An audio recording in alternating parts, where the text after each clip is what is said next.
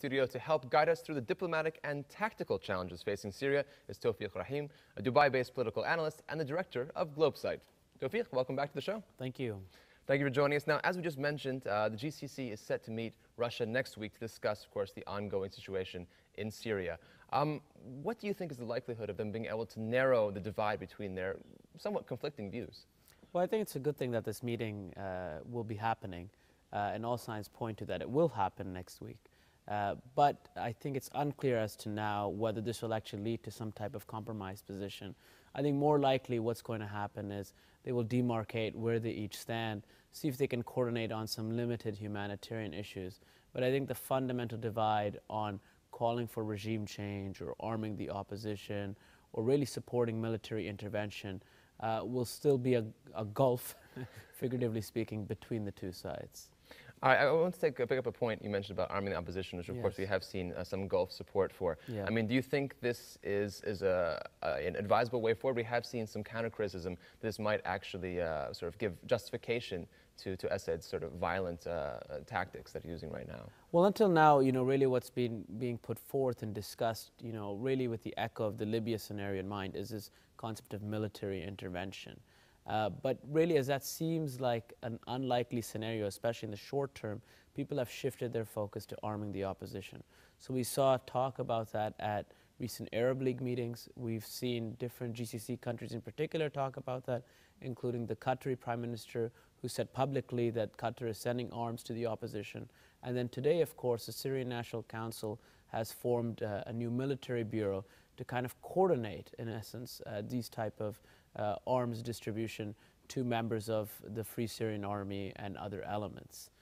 I don't know if that's a productive scenario.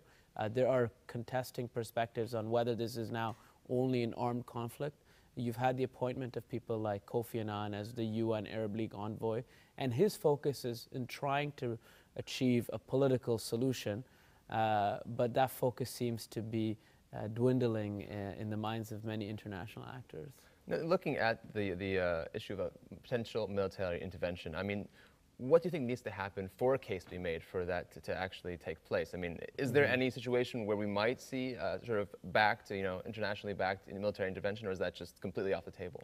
Well, if you looked at the situation in Libya most recently, in Benghazi, when it seemed like the city was encircled and there could be a mass number of civilian casualties occurring in a very limited amount of time, the international community had to act.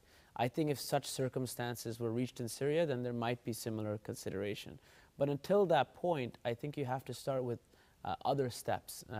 And even from a military standpoint, that's creating a limited humanitarian corridor or creating a safe area or having limited interventions in specific parts of the country rather than overall military intervention towards regime change. And there's some political steps that need to be made. I think the opposition needs to be a little bit more consolidated before that is taken into consideration.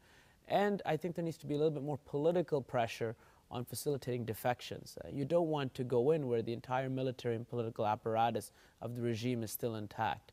And you have to focus a little bit on hollowing out that regime before you go in for a direct military solution.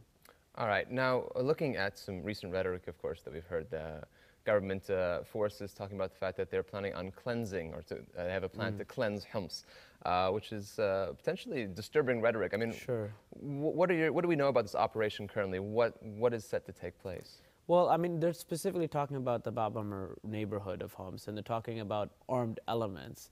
And I think very limited number of people know exactly what's going to transpire. I think they're going to have a concentrated assault on that neighborhood. It's very much similar in many ways to the Israeli approach of operations in the West Bank, where they talk about cleansing cities of armed elements, and what happened in Jenin many years ago in the invasion of the West Bank. But of course, at a horrific scale. I mean, even more than that Israeli assault in the West Bank. And I think it's interesting that Syria has internalized that language.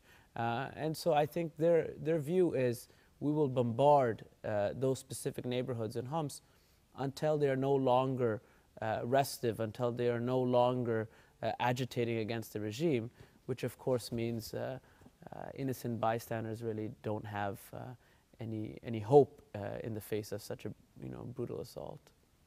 All right. Well, of course, we hope very much for the best, and of course, it remains to be seen what will come out of the talks next week with Russia. Taufiq, thank you very much for joining us. It's a pleasure. Thank you.